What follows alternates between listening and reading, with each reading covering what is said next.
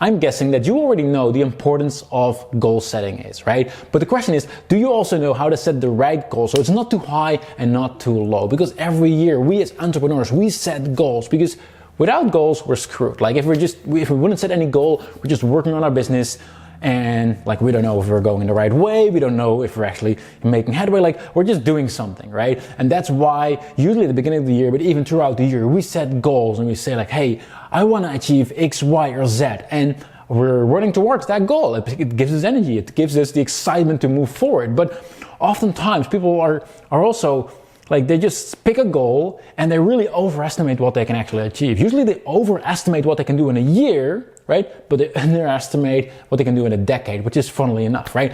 But how do you actually make sure that you set a goal which is high enough to really push the limits, high enough to really, you have to step out your comfort zone and really like step on your toes and really get the best out of yourself while still it's attainable, right? It's really, really hard to do that. And especially as your company is growing, if you have perhaps a couple of other people in your team as well, you're not just setting your goals for yourself, but also for other people, which makes it even harder, right? Because if I set a goal for myself, let's say I say, hey, I want to double the business this year, right? But I know I set the goal, it's in my mind.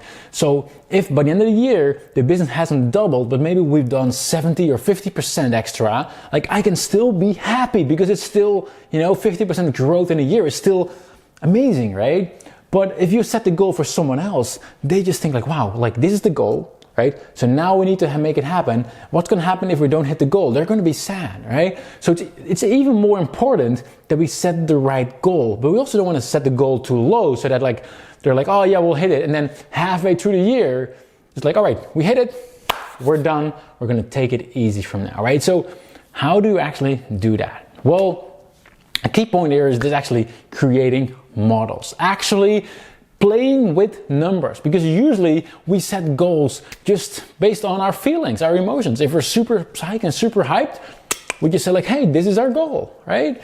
And what we don't do as entrepreneurs, oftentimes we just look at the numbers, break it actually down, right? So if you're saying, for example, hey, maybe in your business you're measuring revenue, right? And you have an X number amount of revenue right now, and you're like, hey, I wanna get X amount of revenue by the end of the year. But what a lot of people don't actually do is actually measure and analyze and create a Google sheet of like, what does it actually take that to happen? Like what do you actually need? So for example, right now, let's just pick a number, right? Let's say you get 1,000 customers every single year, for example, right? You want to double that. Like that's going to require to get 2,000 customers, right? For example, or maybe you're adding a new product. You're like, hey, I'm going to add a product. So my product is going to be slightly more expensive, right? So maybe I don't need 2,000. I need to have 1,800. So what does that mean, right? Well, what's your conversion rate like, right? On your website. So if I need to get that amount of actual clients, right?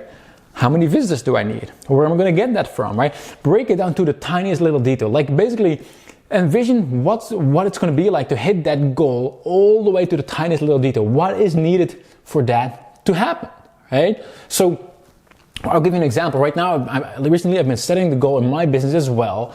And initially I was like, oh, I'll do just like any other year. I set a goal and I was like, no, wait a second, right? I need to actually break it down. So I started creating a model like, all right, if we get X amount of customers in January and X in February, and we literally started breaking it all down. And that's when I saw like, wow, like this is definitely doable, right? But like, it's just easier to find out what that point is, right? Because if you're just guessing, then, well, that's not the best thing, right? I'll give you a good example as well. Like one of my team members, he asked me like, hey, Wilco, right? I know you're setting your goal for next year, right? For this year. But where do you want to be in 10 years from now, right? And I fell into the same trap. I just picked a number, right? I just wrote down a number. And it felt really, really high. Like, oh, that's the long-term goal. In 10 years from now, we'll be there, right? And he said like, well, Wilco, that's way too low. I'm like, no, what are you kidding? This is like beyond what I could dream of. Like, this is super big. Like, how do you mean? I started running the numbers, and what I realized, because obviously it's 10 years, if for us to hit that number, we should grow by like 15 or 20% each year, right? And for us, like most years, we've been trying to double. Not every, like as the bigger it gets, we don't double the business obviously every year. I wish. But we're definitely going for higher growth numbers than like 15%, right? But because I was just guessing, I put a number out. Well, if I would just, again, make a model, right? All right, so what if, even if it's just 30% growth every single year, 30%, and then the next year, and that for 10 years in a row, it would be way higher, right? And the 10-year goal doesn't matter as much. All I'm saying is that, like, whatever your goal is, don't just think of it and like be excited about it, but actually break it down.